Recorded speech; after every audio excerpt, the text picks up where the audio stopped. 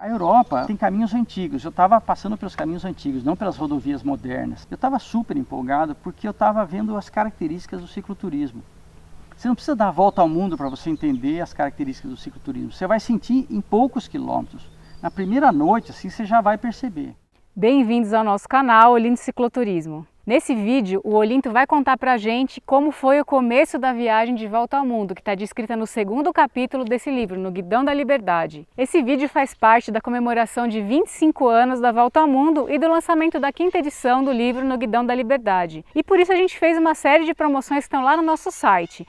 Então, tanto o link para o site quanto para a série de vídeos a gente vai deixar aqui na descrição.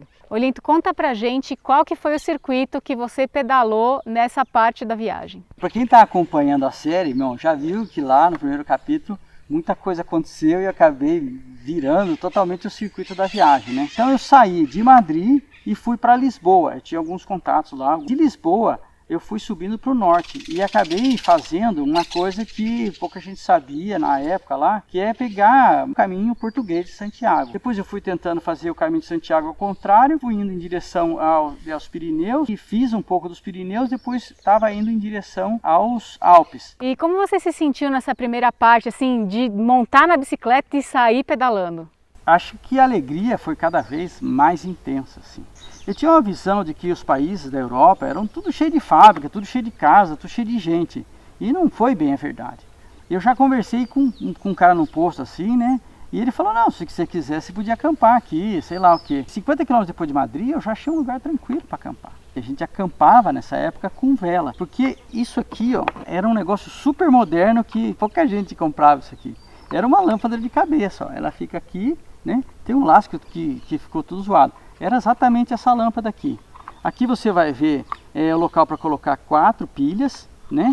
Aí aqui você, né, tira e coloca, é uma lâmpada de filamento, gasta demais pilha. E o troço era caro, isso aqui com o tempo ficava muito caro, não dava para você bancar. Se você queria escrever, fazer alguma coisa, enxergar, ou não ficar totalmente no escuro, era a luz de vela. Mesmo dentro da barraca. De Madrid até Lisboa foram 1000 quilômetros. Eu estava super empolgado porque eu estava vendo as características do cicloturismo. Você não precisa dar a volta ao mundo para você entender as características do cicloturismo. Você vai sentir em poucos quilômetros. Na primeira noite, assim, você já vai perceber. A Europa tem caminhos antigos. Eu estava passando pelos caminhos antigos, não pelas rodovias modernas. Eles se mantinham naquela característica de uma pessoa viajando a pé ou a cavalo. Sempre tinha uma cidadezinha a cada poucos quilômetros. Aí eu via surgir lá no horizonte aquela igrejinha, aquela pontinha da igreja, chegando mais perto, era um castelo ou coisa parecida. Aí eu passava por ela, eu conhecia ela, depois ia continuando. Isso era fantástico. Toda essa beleza dos locais que eu estava passando era assim, muito empolgante. Eu nem pensava que eu estava fazendo tanto exercício, que eu estava, né, me esforçando tanto assim. Isso fazia com que eu andasse muito mais. E logo eu estava cada vez mais forte, de uma maneira muito natural. Eu já tinha treinado um ano para fazer essa viagem. Mas eu percebi que, o que eu evoluí em um ano não tem nada a ver com aqueles primeiros 3 meses de viagem. Eu fiquei muito mais forte. E de uma maneira que eu nunca senti o meu corpo funcionar.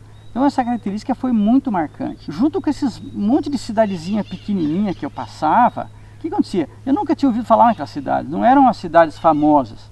Então as pessoas contavam a história da cidade, contavam as peculiaridades. Pronto, nesse momento eu estava aprendendo a cultura do local, eu estava aprendendo sobre a língua local, porque o meu portunhol era mais ou menos, mas ele foi aperfeiçoando.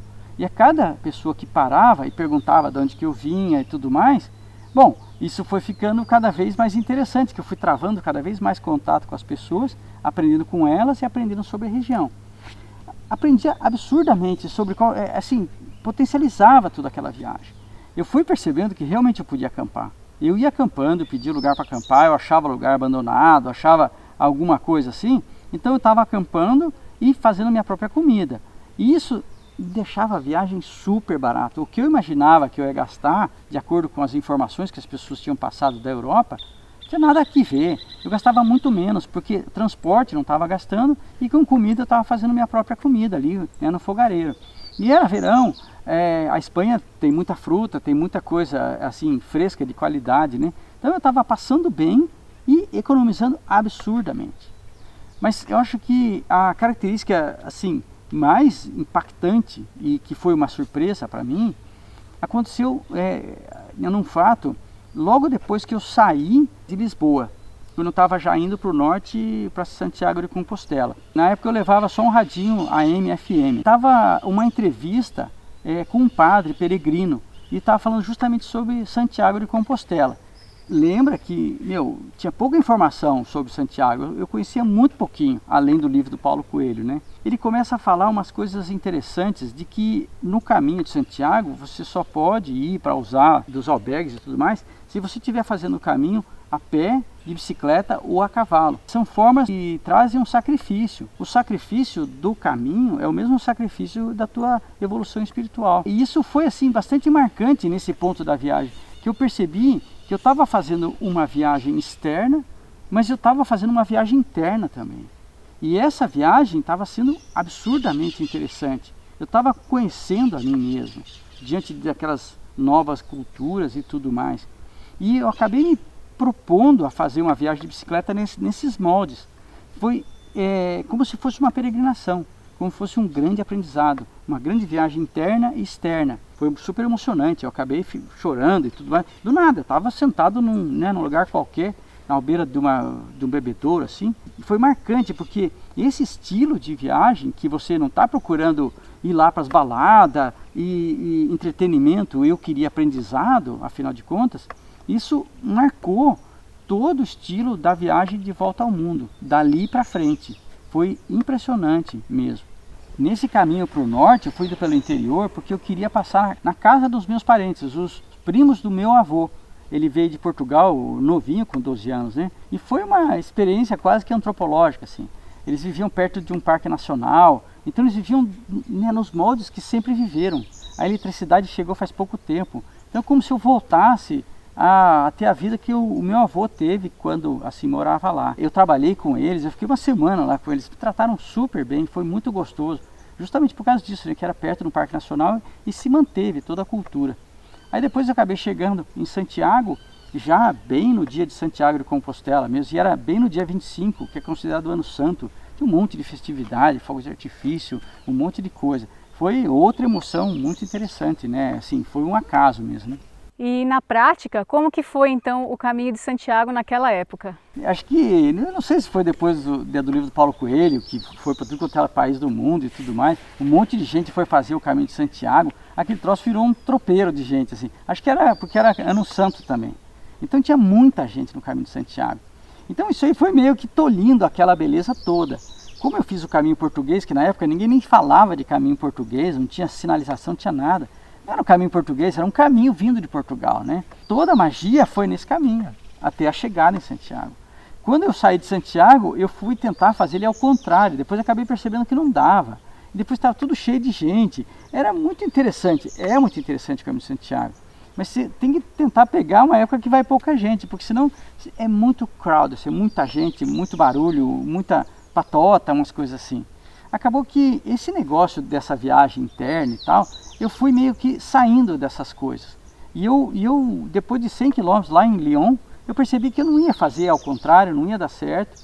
E eu devia ir pelo meu próprio caminho, aquilo que eu sentisse. E foi a melhor coisa que eu fiz.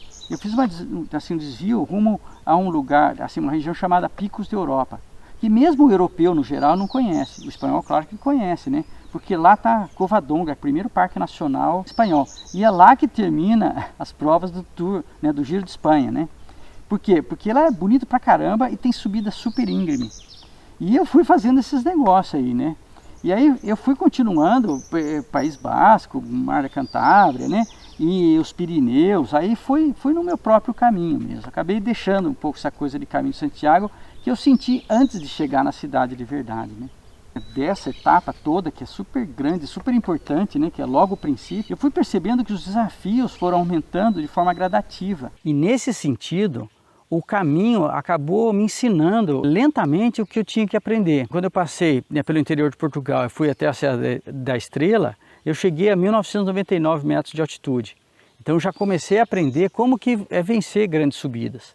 Aí depois, quando eu entrei para os picos da Europa e subir o Parque Nacional Covadonga, com aquelas subidas bem íngremes. Eu fui aprendendo mais como vencer a subida. E aí a grande lição, que foi a primeira grande cordilheira que eu atravessei, que é os Pirineus. Não só atravessei, mas eu comecei a andar por ela. Então subia, descia, e eu acabei chegando no ponto mais alto da viagem naquele momento, que é o Col de Tourmalet, que é 2.115 metros de altitude. Bom, então a gente agora vai deixar vocês com algumas imagens que a gente fez nessa etapa da viagem. Espero que você goste, se puder dar o seu like, divulgue e tudo mais. Muito obrigado. Obrigada.